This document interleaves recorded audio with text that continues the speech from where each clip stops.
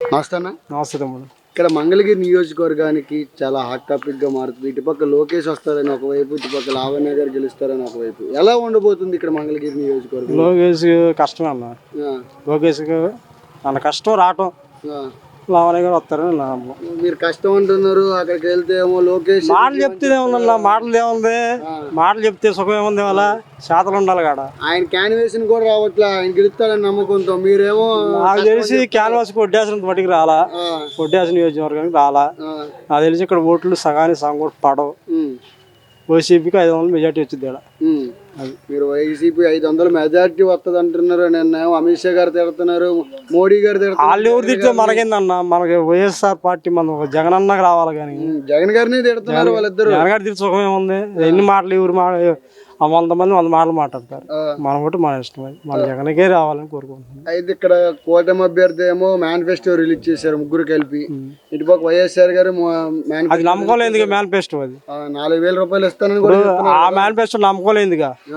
మరి ఈ మేనిఫెస్టో జగన్ అన్న మేనిఫెస్టో పెట్టాడు, పథకాలు 100% ఇచ్చాడు. ఈ 200 చెప్పమనండి, అందరు ఇచ్చిన వాళ్ళేగా, తీసుకునే వాళ్ళేగా, తీసుకునే వాళ్ళు ఎవరు లేరుగా, అందరు తీసుకున్నారు. అయితే ఇక్కడ మంగళగిరిలో ఇటుపక్క లావణ్య గారు తిరుగుతూనే ఉన్నారు ప్రజల్లోకి అని చెప్తున్నారు, కానీ ఎవరు తిరగట్లేదని చెప్తున్నారు. మీరు తిరుగుతున్నారని చెప్తున్నారు, ఎవరు తిరగట్లేదని చెప్తున్నారు. లావణ్య గారు రోజు తిరుగుతూనే ఉంది.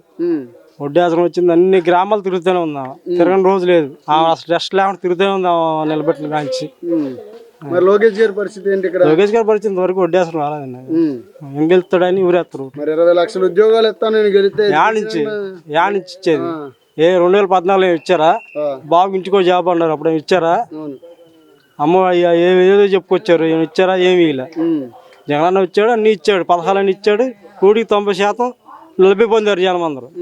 సంక్షేమం ఒకటి ఉంది, అభివృద్ధి ఎక్కడ అడుగుతున్నారు. మరి అభివృద్ధి అలా తెలుసా అండి. అభివృద్ధి హై స్కూల్ చూడండి ఒకసారి, స్కూల్ వెళ్ళి ఒకప్పుడు నేను చదువుకున్నప్పుడు అట్టండి, ఇప్పుడు పెట్టండి హై స్కూల్ చూడండి ఒకసారి వచ్చి రమ్మనండి. పిల్లలకి భోజనం కానీ నాడు నేడు కానీ ఎలా ఉంది ఇక్కడ? అన్ని బాగానే ఉంటాయి, అసలు ఏంకి పెట్టే ఇది లేకుండా. అదే మంగళగిరిలో మెయిన్ గా మీరు చెప్పాల్సింది ఏంటి? ఈసారి ఎవరు గెలిచే అవకాశం కనబడుతుంది? మేము 3 లావాన్ని గెలిచే అవకాశం ఉంటుంది. ఎలా ఉందిరా ఇప్పుడు వడ్డేశ్వరం కానీ, లేకపోతే మంగళగిరి నియోజకవర్గంలో ఎలా ఉంది ప్రజెంట్? ఇప్పుడు మంగళగిరి కానీ వడ్డేశ్వరం కానీ బాగా ఉందన్న పరిశ్రమ. మరి ఏంటి లావణ్య మేడం ఓడిపోతారని చెప్తున్నారు చాలా మంది ఇక్కడ. అవన్నీ ఉత్తమ మాట్లాడినా లావణ్య గారు భారీ మెజార్టీతో గెలుస్తారు. మరి లోకేష్ గారు ఇటుపక్క ఏమో డబ్బులు పంచడం కానీ అలాంటివి కానీ చేస్తున్నారని చెప్పేసి అంటున్నారు. మరి ఓట్లు డబ్బులు తీసుకుని ఓటు వేసే అవకాశం కనబడుతుంది. డబ్బులు తీసుకుంటారు కానీ ఓటు కూడా వేయరన్న. ఎందుకని వేయరు? ఇప్పుడు తన నామినేషన్ కూడా రాలేదన్న. ఎవరు రాలే? లోకేష్.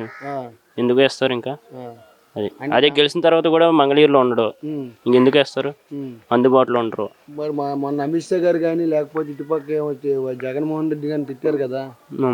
మరి జగన్మోహన్ రెడ్డి గారిని అక్రమ ఆస్తులు అనేసి పోలవరం ప్రాజెక్టులో డబ్బులు మింగేశారు అనేసి అని చెప్తున్నారు కదా. అవన్నీ ఒట్టి మాటలన్నా. అయితే ఈసారి ఏం చెప్పాలనుకుంటున్నావు నువ్వు? అసలు ఇక్కడ ఎవరు గెలిచే అవకాశం ఉంది? ఎందుకు గెలవాలి అసలు?